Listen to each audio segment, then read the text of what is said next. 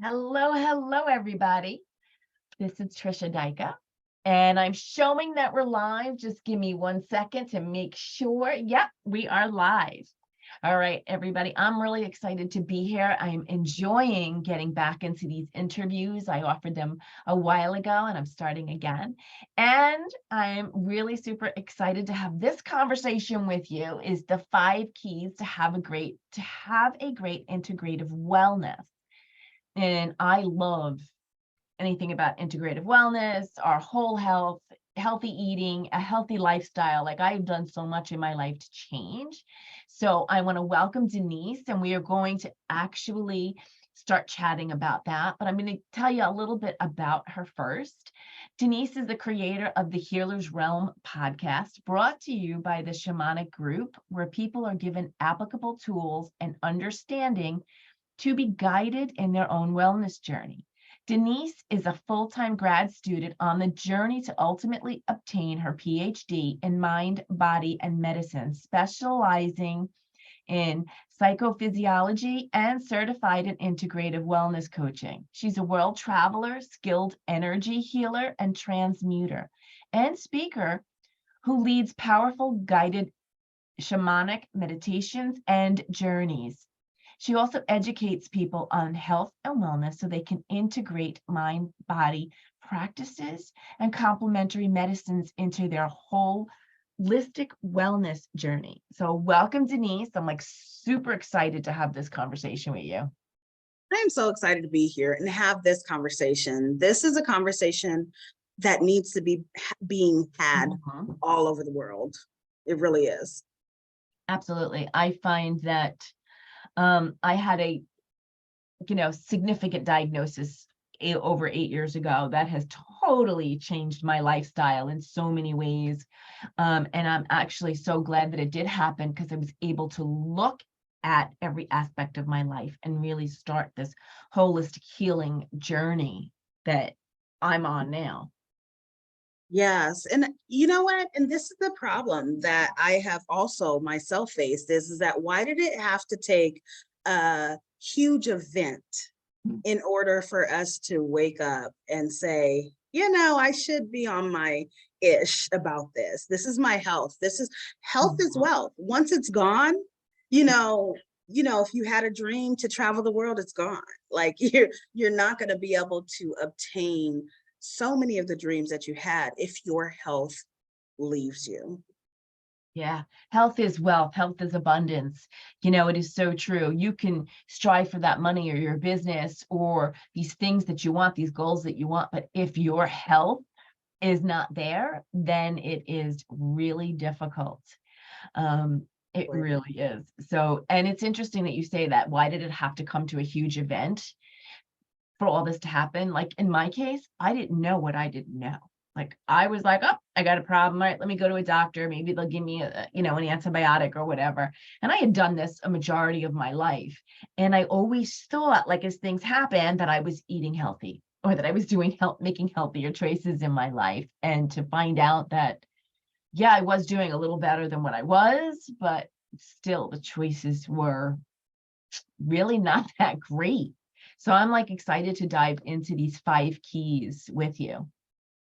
I am too. And you're absolutely right. We don't know what we don't know until we know it. That's the thing, until we know it. The one thing that I have learned throughout my situation, I'm going to tell a little bit about my story and the reason why I became even more so passionate about, health and wellness, particularly integrative health and wellness.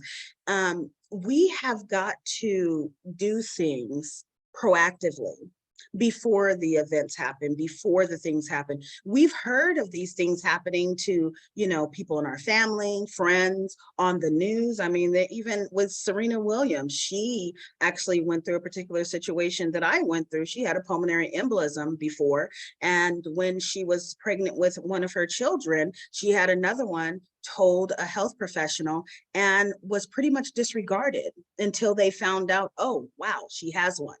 That was her experience. So if it's happening to people of fame and, a celebrity, if that is happening to them, can you imagine what's happening for the regular people, the civilians, I would call them, that don't have the resources, don't have the money to help themselves?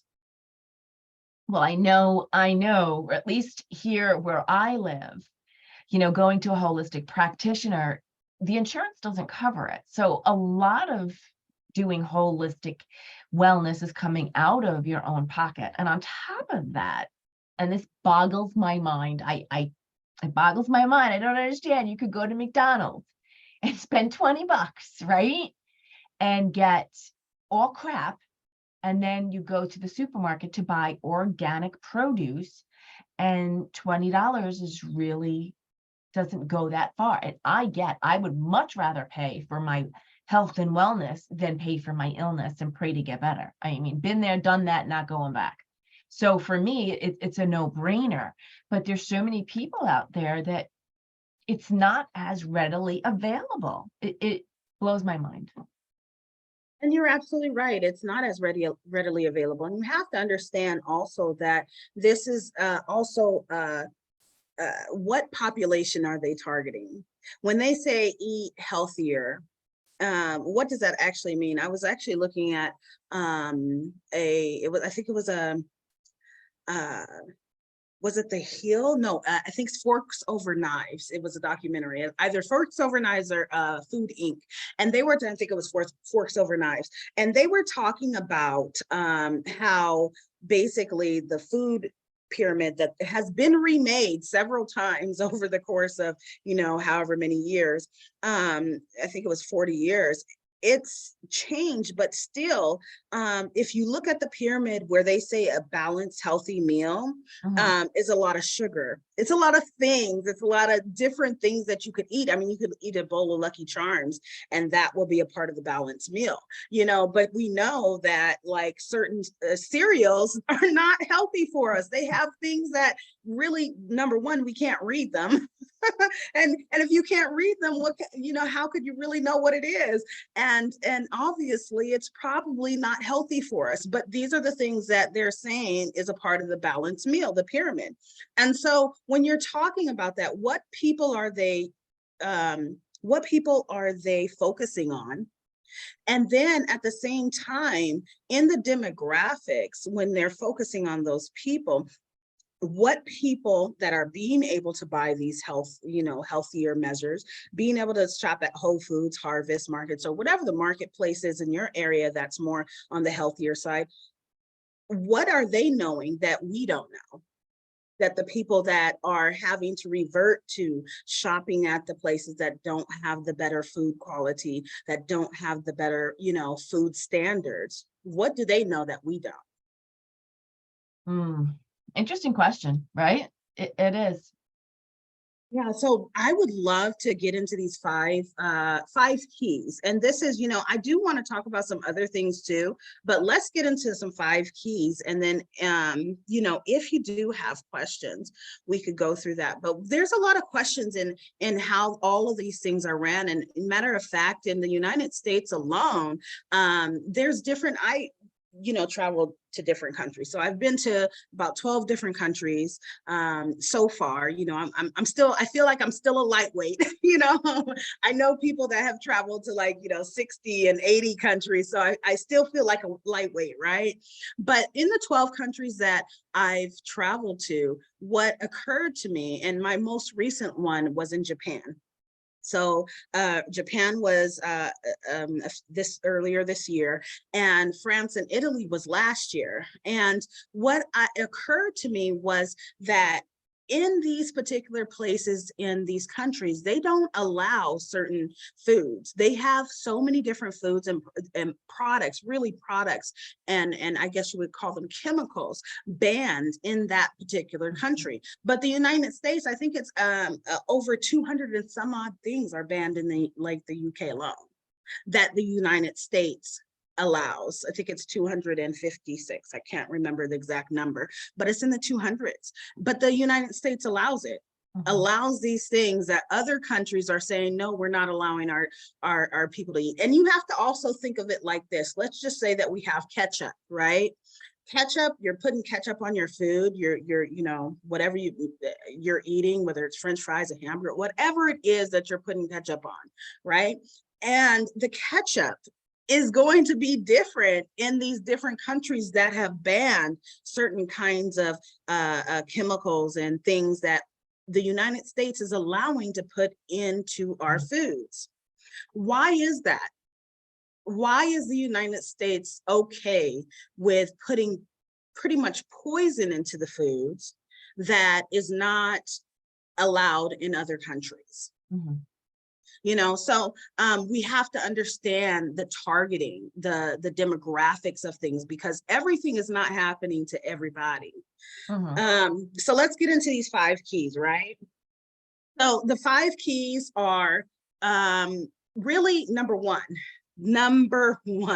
learn how to advocate for yourself. Mm. And advocation for yourself looks different, right? For everybody. What I may need to advocate for, you may not need to advocate for, and vice versa. So in order for you to understand what you need to advocate for, you need to understand the health professionals and practitioners that you need to put in your life and create your own team with. Once you understand that, you will understand how to advocate for yourself, you know, how to better advocate for yourself. But advocating for yourself, do you have the voice for it? I know that one of the things that I work with people is, you know, helping them to activate their voices, helping them to activate being heard, being respected, Mm. and being able to be the co-creator that you were meant to be. If you don't have the voice and if you don't have the confidence, you'll never be able to advocate for yourself. You may be educated. Let's just say I educate you on something. I educate you on, okay, well, you know, on diabetes. Let's just say you have diabetes. I educate you on the things that you need to look for. I educate you on the things that may be potential areas that may help you down the line, or may help your health professional or practitioner. But then when it comes to actually raising the questions that are necessary, or speaking to the people that are necessary to be spoken to about your situations, you can't speak about it. You don't speak up for yourself. You forget. You don't know what to ask. You know, that will be a point in time where you're unable to advocate for yourself. Yeah. So Yeah. that's very key. Have you Yeah. ever had that happen to you, Trisha? Um, I was eternally lucky. My husband, when this period happened, was with me at all doctor appointments, and we would talk about what we wanted to find out, know, and be knowledgeable about. And when I got flustered, or I forgot, or I just was like, I'm done, because some of the responses that I had gotten were, you know, just crazy. That's when he would pick up the ball and he would ask the questions. And so it's such a huge thing if you have somebody to go with you, that you know the things that you want to accomplish when you're at doctor's visits. And if you don't, writing all this stuff down before you go in, like having your own checklist.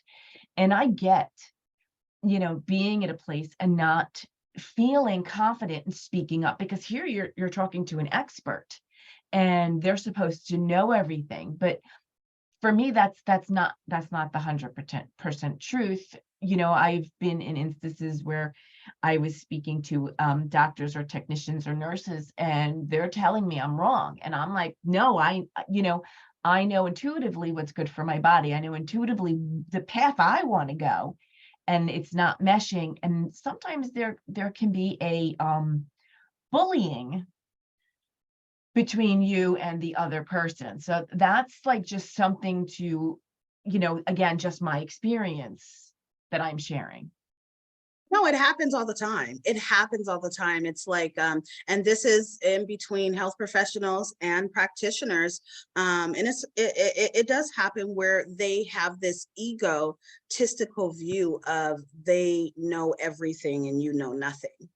And so when you're speaking, and it's not everyone, it's not, let us be clear, it's not all health professionals, it's not all practitioners, but when you meet a practitioner, a health professional that has that mentality, you could kind of see it. They, they overtalk you. They don't listen to you. They dismiss what you say that you're feeling or experiencing. And so in those moments, those are the moments where you need to advocate for yourself and know how and to be confident. And Trisha, I love the fact that you brought up a checklist. I actually have created a checklist for people that it's my integrative wellness checklist, and it helps people to know like what to look for, the questions to ask, what different practitioners are out there, all of the different things that to get you started in your integrative wellness journey. And so, but you also brought up something that's really key, and I talk about this a lot, is a support system. Your husband was your support system.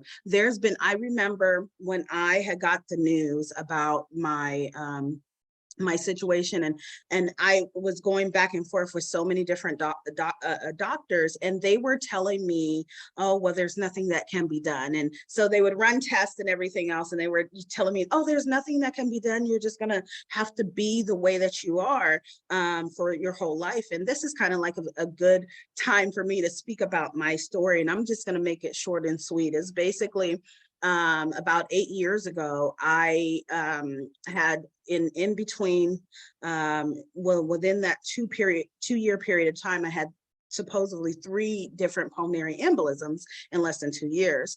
And it created a situation for me where it was very hard for me to breathe. I couldn't breathe, just picking up something just as simple as picking up a pencil from off the floor and coming back up. I would be out of breath like I ran a marathon and be having to hold on to a wall or something to keep my balance and catch my breath. That's how bad it got. And so earlier this year, before I had my surgery, it got to the point where I was on 5 quarts of oxygen, supposed to be 24 hours a day. And so I had a portable oxygen that I could take with me, and then I had one that was in my house. And it was a horrible situation. I had memory issues. I had developed pulmonary hypertension. I had developed, was starting to go into heart failure.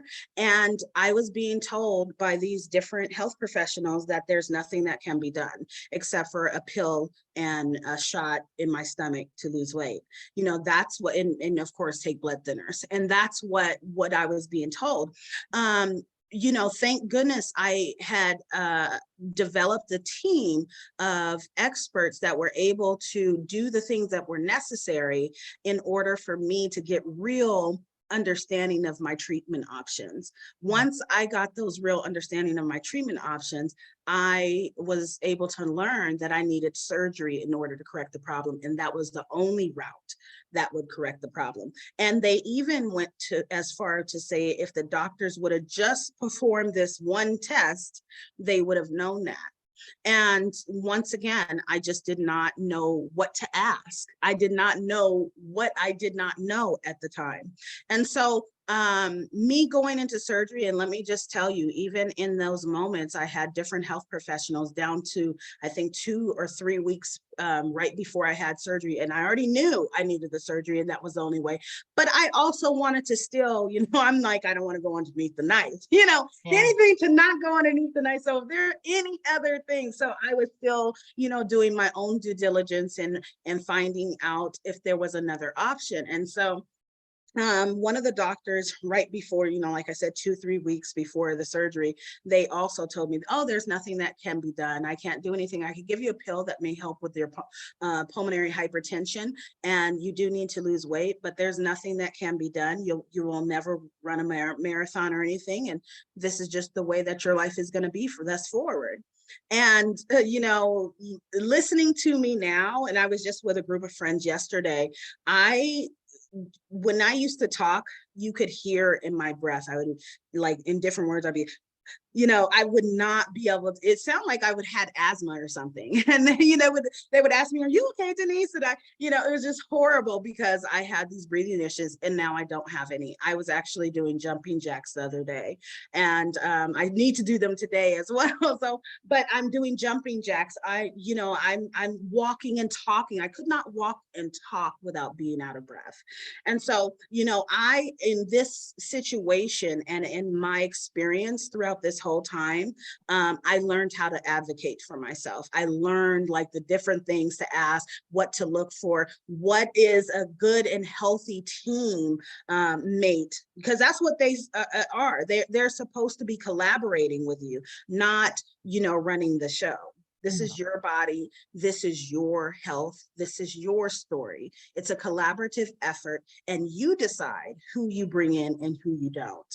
So I do want to go on to the next key, but the next key is all about don't be afraid to get a second opinion, which I just told you I did, and even to fire your doctor. This is not, you don't have to put up with eeny, meeny, miny, mo. I know that sometimes when we get our health insurance for the first time, they have an automatic PCP, a primary care physician on there that they just delegate to you, right? And some people just go with that. Some people just say, okay, well, this is who they gave me, and they just go with it. And sometimes those are the most horrific experiences that you may ever have, because you just went with any doctor. Your health professional, your practitioner should be someone that is vetted. You have the capability of vetting your health professional. And I know that doesn't, because like I said, they normally just give you one. And you might have already had one from childhood and everything else. And that's great. That's fine if you have that bond with a particular health professional or practitioner and you've been with them for a while. But if they are not meeting your needs, if they are not really co-collaborating with you, then you need to either get a second opinion or fire your health professional. And when I say fire your health professional, let me be clear. I'm not saying to go without any health professional. I'm not telling you to stop taking any kind of medicine. I'm telling you that you need to find somebody that's more in alignment with who you are and what you're trying to accomplish in your health journey. Yeah, that's such great advice. In my health journey, I needed surgery, and I ended up going to four different doctors before I finally settled on the one that I liked. I liked his energy. I liked what he had to say to me. I liked everything about him, plus the hospital that he was telling me to go. Like, I checked out all of these things. I went to the hospital. I'm like, let me see what this hospital's like. You know what I mean? Because that was also part of it. Like, if I don't like this hospital, I'm sorry, do you have another hospital you work at? So these are things that you can also think. And I remember the first doctor I went to, I did not pick him because he had such radical surgery ideas for me. And they called like 2 days later saying, are you gonna do this? Because we're gonna set surgery up immediately. And I'm like, no, if you're gonna push me, then no. They hung up on me. So it was an interesting situation. So it's, it is really advocating for yourself. It is really trusting yourself. And it is absolutely getting another opinion, because like you said, there are a plethora of physicians out there that can actually be in alignment with you, your desires, and what you want to accomplish with your own health. Exactly. And I mean, just like you said, there are do you know how many health professionals and practitioners are out there that are doing the same exact thing? See, it's the same thing also with any industry. You may have a financial advisor, but it's their particular personality that you're attracted to. They could, make you a lot of money or help you to learn how to put your money where and everything else, but it's their particular personality, their character, whatever they got going on, maybe something very unique about them that attracts and aligns you with them. And that's the same way that we need to be shopping for our health professionals and practitioners. We should never feel like we don't have a choice. We should never feel like we have to go with being unheard, and that is the norm. It should not be the norm to be unheard. It should not be the norm to be disregarded. It should not be the norm to not have your, concerns and your questions unanswered and unattended to. And so that's what, I'm passionate about doing, is helping people to have a better experience so that they could, possibly and potentially live a better quality of life and actually live a longer life. To be truth be told, you know, and let me just be clear, I was almost to the point of dying. Like, and let me just say this. It's so funny because I talk about this also in my integrative wellness checklist that I created, because not only did I create the checklist, it's like 4 or 5 pages. I can't remember how long it is, but I also created a video that goes with it. That's almost 2 hours long. It's almost like 1 hour and 50 some minutes or something like that long. And I really broke these things down and really broke the questions down, the different health professionals and practitioners down, and also, what you could do to really just have a better health experience, and really go in there with at least a start in knowing how to approach your individual experience.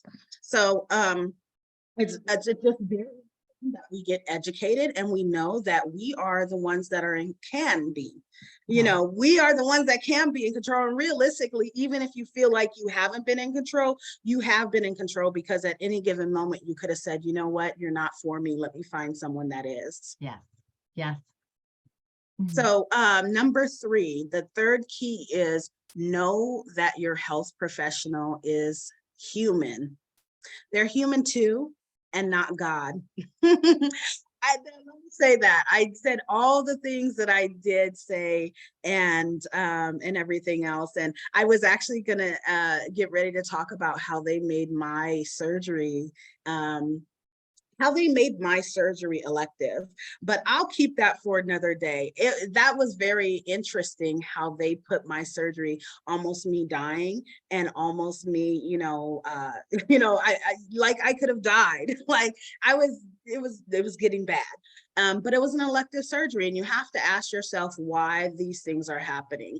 And let me tell you that health professionals and some practitioners aren't privy to, helping with the rules. They're not making a lot of these rules that are happening in these organizations. And you have to understand that. You have to understand that they are also limited. They are also, having to deal with and conform with things that are going on within the system. And that's not just the actual hospitals or clinics or organizations. It's also in the insurance organizations. They are very limited, and they don't know it all. They have no idea all of the things that may benefit you. There's nobody that does. And that's why it's wonderful for you to have a team of experts that you could trust and rely on. And the one thing that I will say, Trisha, you said this just a moment ago, is that your insurance doesn't pay for certain, holistic experiences. Is that correct? Yes. And that's what, me personally, that's one of the things that I want to help change.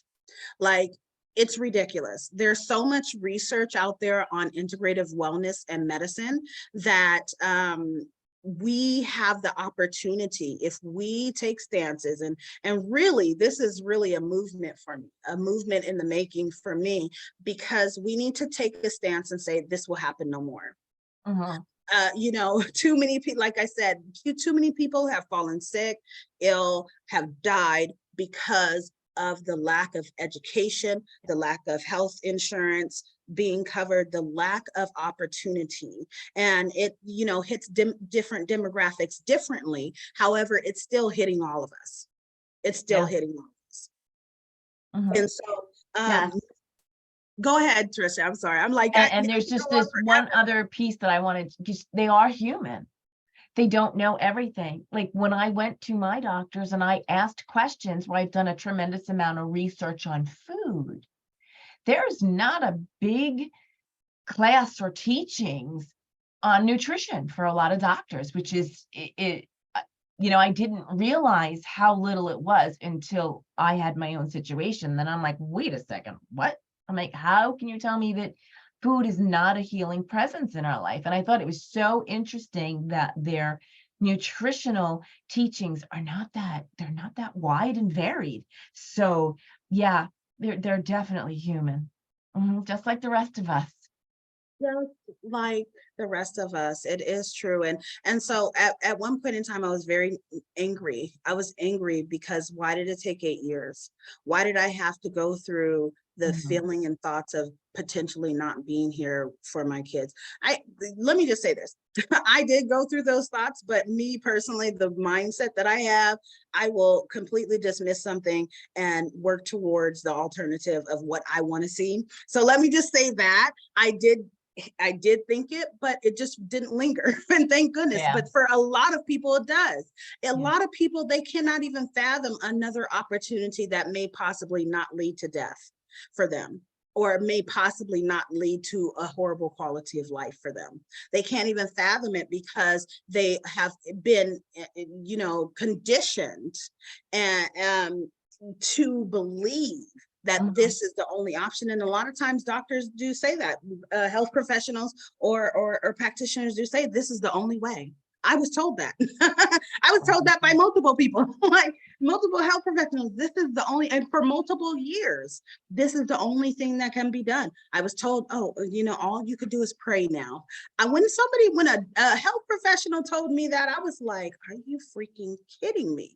Another health professional said, because when I was asking questions, and this is another thing about advocating for yourself and knowing what to do and say in these different particular situations, is that they told me, was asking them questions because I was trying to figure out why this, what was, I was going through. I was trying to figure out my own situation better. And he said, I don't have time to educate you. If you want to be educated on your situation, go to medical school.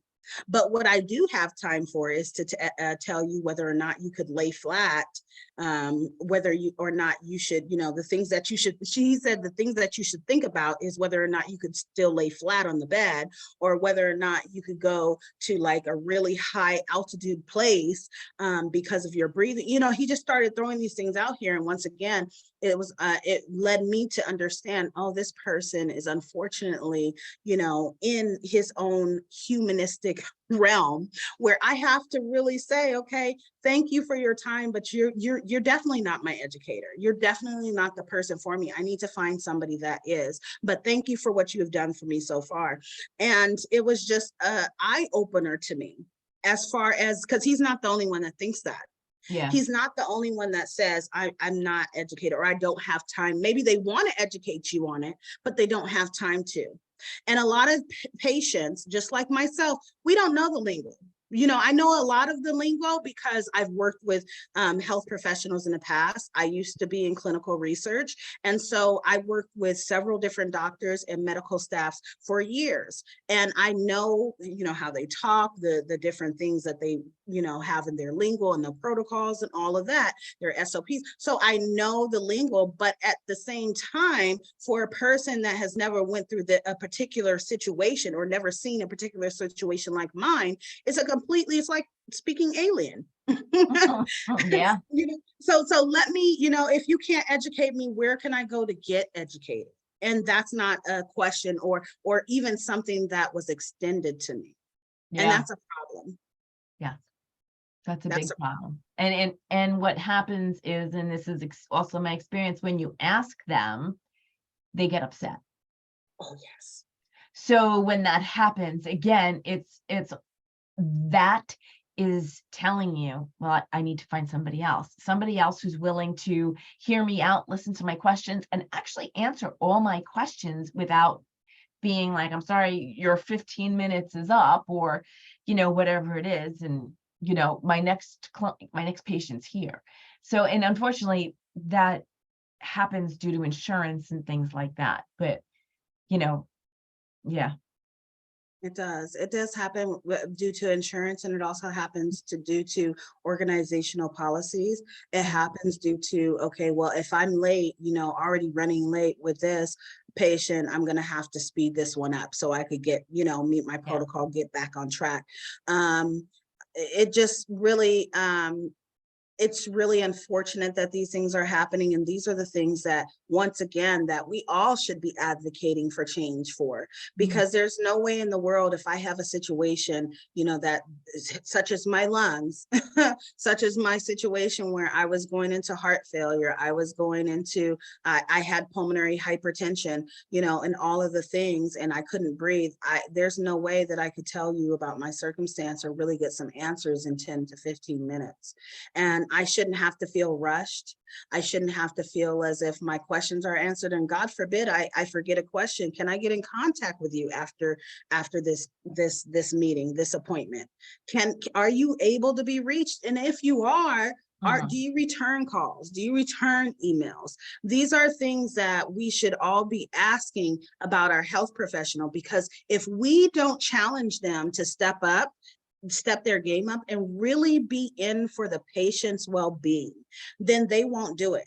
They will continue to, put our needs on the back burner, our concerns on the back burner, and make it to where we don't get the things that we need, and make it to where we get sicker or die and they get richer. It's just, we have got to really stand up and advocate for what we need, because it's not even a desire. It's not even, I desire this. This should be just a standard. This should be baseline. We are human beings and we deserve to be treated with respect, to at least get our questions answered or be pointed to the person or people that could help us with resources and education that we need, that to help us to out of the situation that we're in. And that's just baseline. It should be.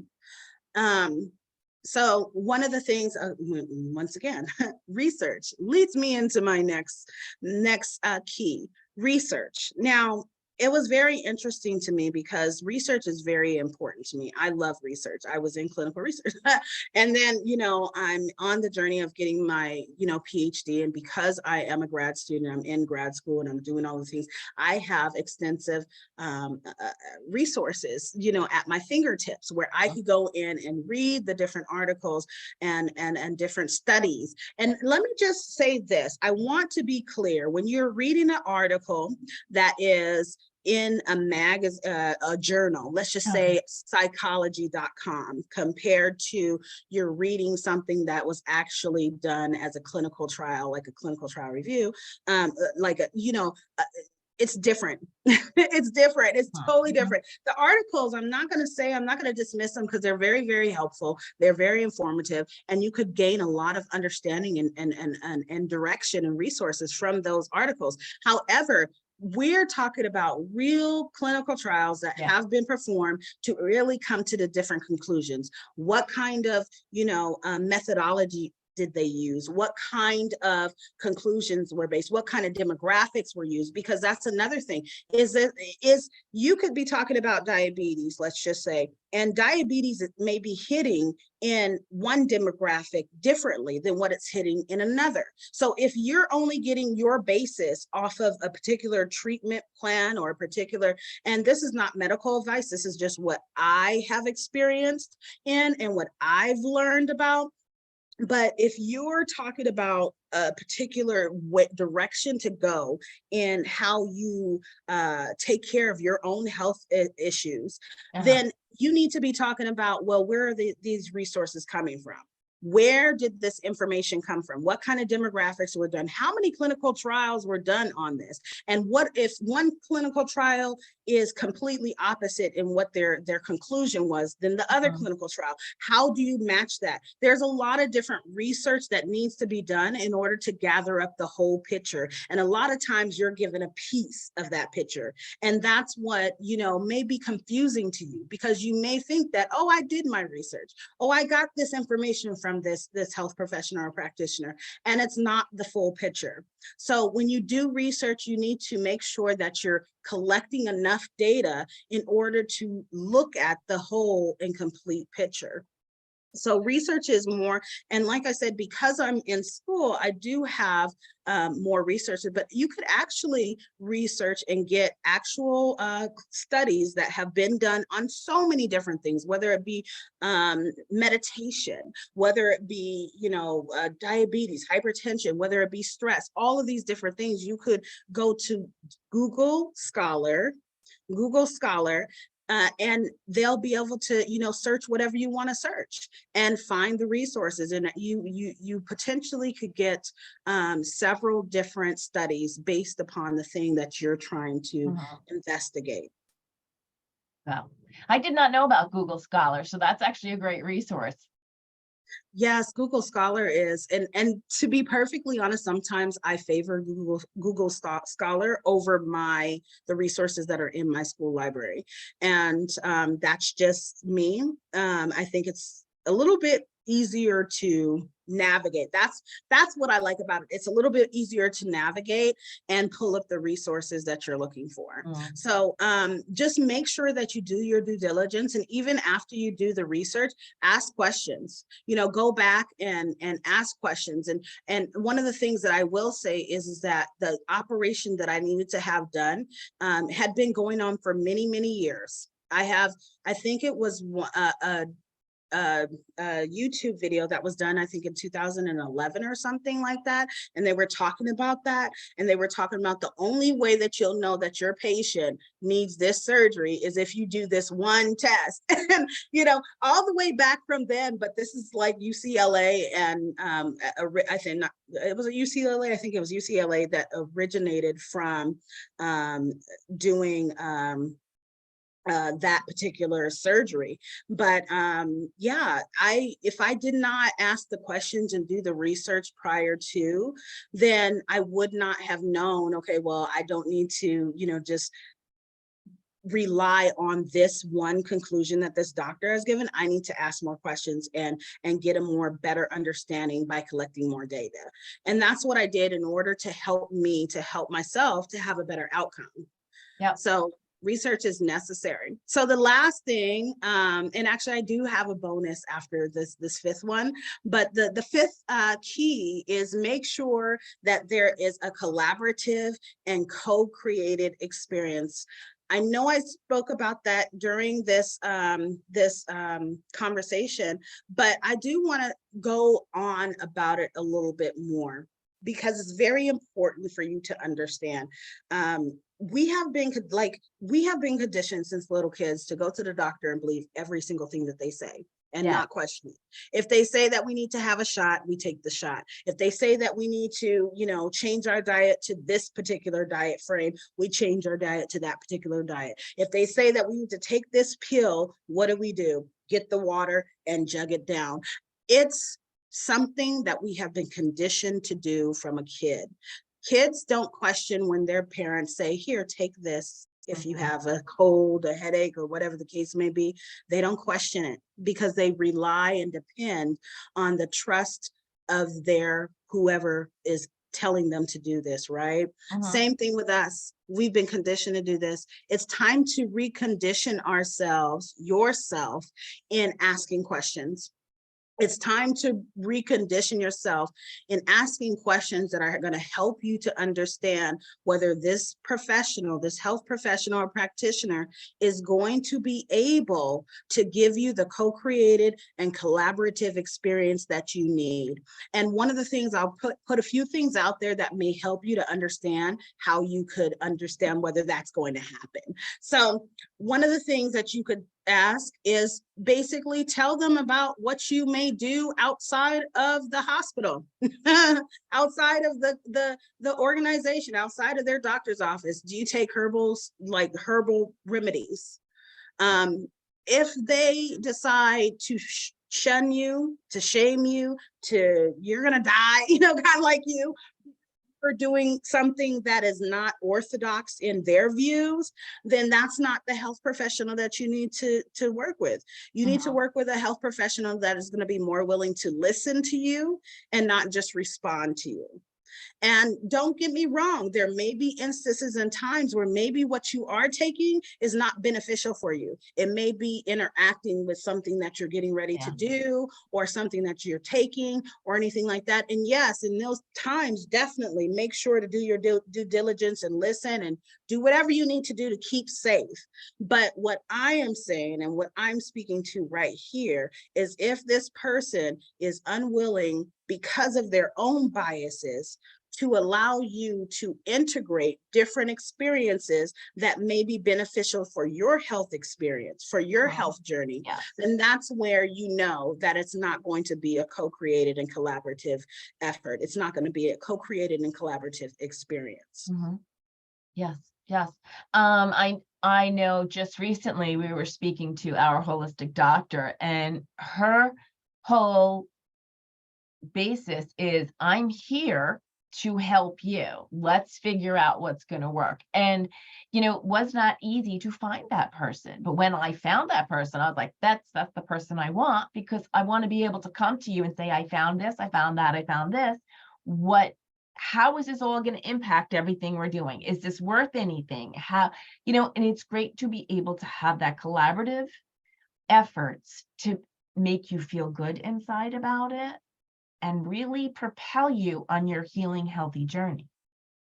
Exactly, Trisha. And I'm so, first of all, I'm so excited that you found that one for you, because like I did that too. Like when I'm 39 years old. I was 39 years old before I found a OBGYN doctor that actually sat down and I was comfortable with. They listened to me. Mm. They educated me. They gave me resources that were actually thought out, not just the regular, okay, I'm just going to print out all these papers and give it to her, but they were actually resources that were very thought out and targeted resources specifically for my individual case.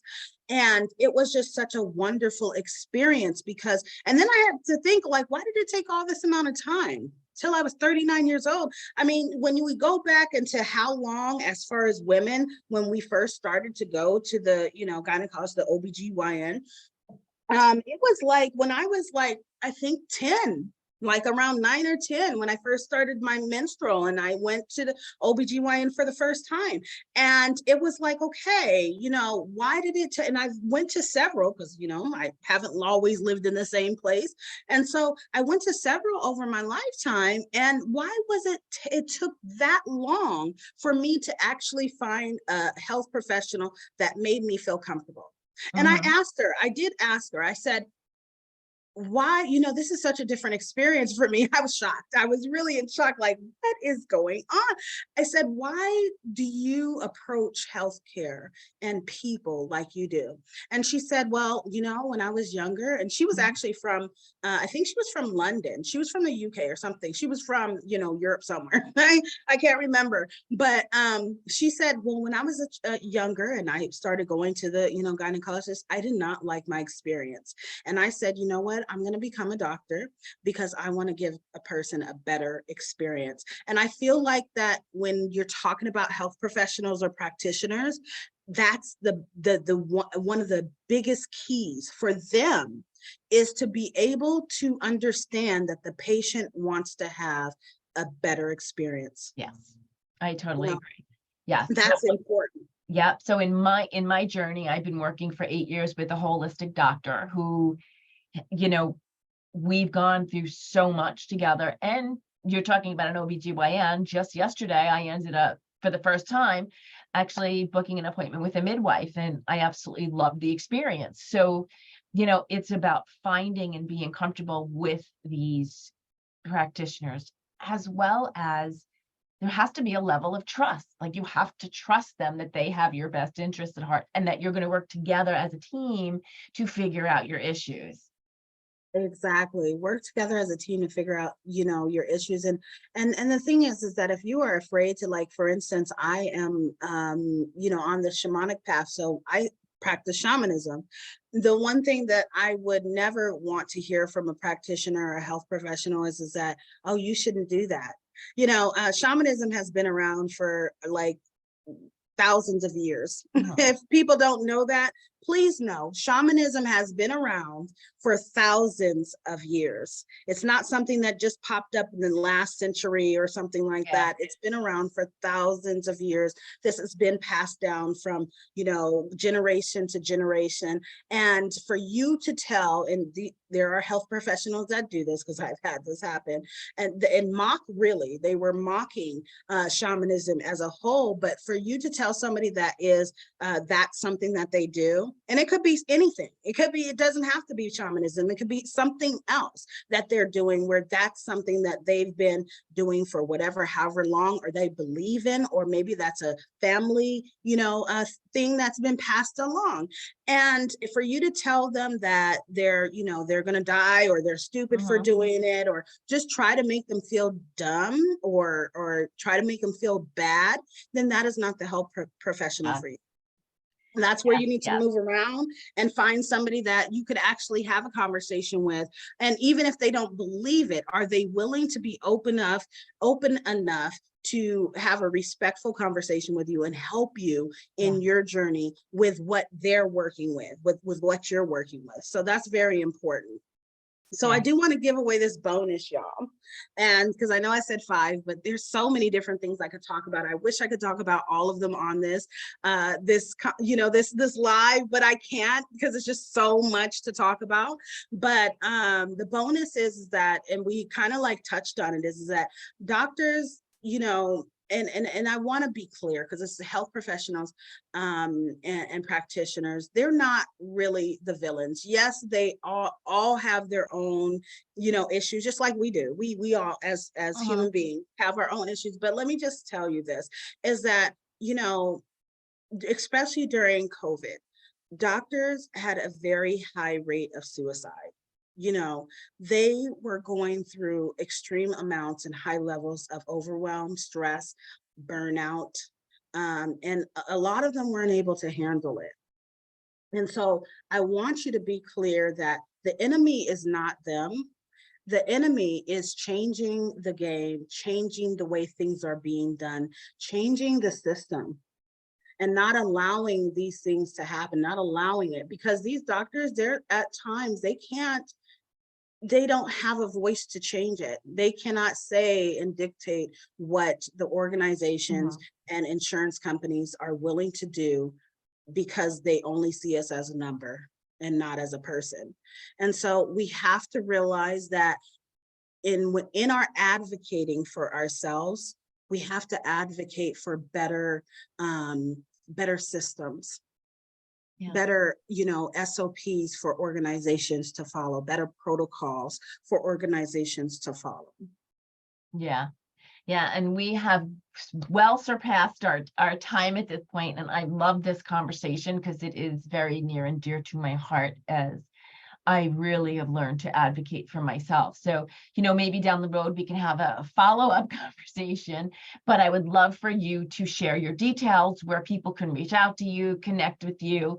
And guys, as always, remember that take what we have shared today and make it your own. Figure it out in a way that works for you. And also, if you have any additional questions, you have any questions at all, please post below and we will come back and definitely answer them for you. Yes, thank you so much, Trisha. I really appreciate being here. I'm so honored to have been able to, talk to you guys, talk to your audience about these really huge situations that we're facing right now.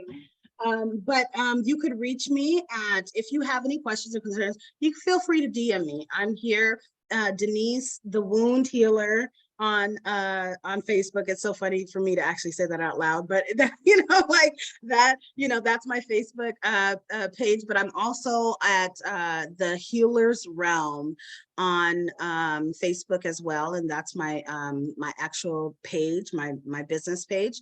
You can reach me at Tranquility at the Shamanic Group if you want to send me an email. But I do have a resource for you.